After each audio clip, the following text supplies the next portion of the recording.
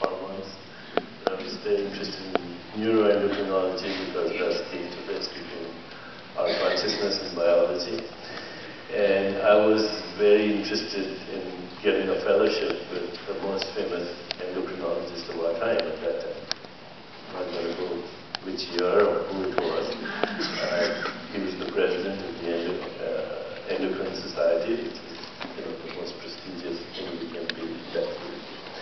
He took 6 fellows a year and then 2,000 applicants. So I really wanted that, and I got it. But as soon as I joined the fellowship, I realized that at least where I was in Boston, it's very prestigious academic institutions, that research was not about finding the truth, but beating your competitor. So every morning we get into a room and see who was publishing what and how to quote-unquote screw them.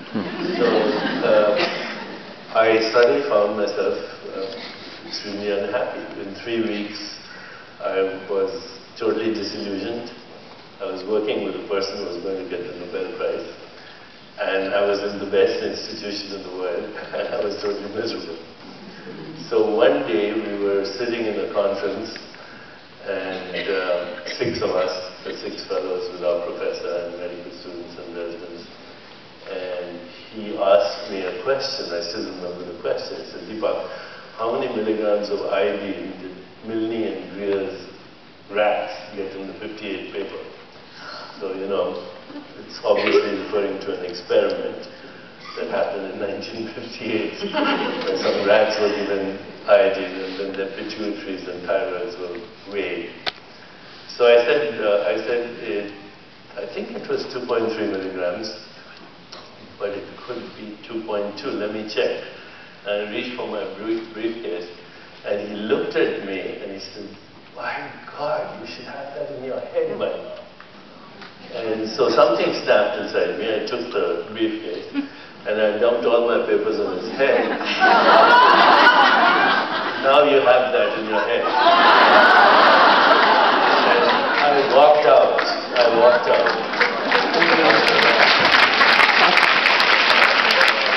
He actually chased me into the conference. And I had a little Volkswagen Beetle that time, and I started it, and he held on to it. He said, "You have no idea what you've done. You've ruined your career. You're finished." And so my wife was pregnant with our son at that time. We lived in a very small apartment in Boston. I made $220 a month, which was not enough to pay rent, even. And so I went to a bar and I got drunk. That's the way to have it. And I was really miserable for a while. Then of course I snapped out of it and I started working in an emergency room.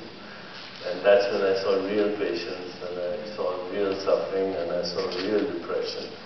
And I had to learn mantra meditation at that time, which was very interesting. And I found that, there was a deep reservoir of happiness deep within.